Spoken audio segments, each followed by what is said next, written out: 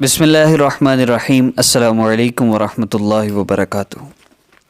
ایک موقع پر حضرت جی دامت برکاتہم العالیہ نے فرمایا، دیکھیے ایمان والوں کو بھی تکلیف آتی ہیں مگر اللہ نے ان کو آزمائش کہا۔ ہم آزماتے ہیں، ٹیسٹ لیتے ہیں۔ ہم 2 روپے کا اگر گھڑا لینا تو ٹھوک کر دیکھتے ہیں کچا ہے یا پکا۔ تو اللہ رب العزت نے بھی جنت کے بدلے بندے کو قبول کرنا ہوتا ہے، وہ بھی آزماتے ہیں کہ کچا ہے یا پکا۔ مگر یہ آزمائش مومن پر اور طرح سے آتی ہے اور فاسق و فاجر پر اور طرح سے آتی ہے۔ جب فاسق پر آتی ہے تو اللہ کا عذاب بن کر آتی ہے، چنانچہ اللہ تعالیٰ فرماتے ہیں کہ ہم نے ان نافرمانوں پر اپنے عذاب کا کوڑا پھینکا، کیسا تھا؟ سورہ سجدہ کی آیت نمبر 21 ہے۔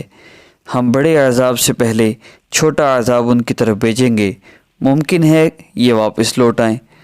تو نافرمانوں پر جو مشقتیں آئیں، اللہ نے اس کے لیے عذاب کا لفظ استعمال کیا، اور ایمان والوں کے لیے اللہ رب العزت نے فرمایا کہ ہم انہیں آزمائیں گے۔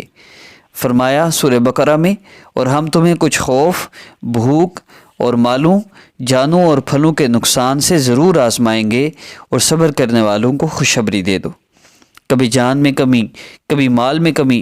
فرمایا کہ ان تمام حالات میں جو بھی صبر کے ساتھ رہے گا، ان صبر والوں کو بشارت دیں۔ تو اللہ رب العزت کا معاملہ مختلف ہے، اس لیے ہمیں چاہیے ہم اپنے اعمال کو سنواریں اور اللہ تعالیٰ کے فرما بردار بندوں میں شامل ہو جائیں۔ وآخر دعوانا ان الحمد للہ رب العالمین۔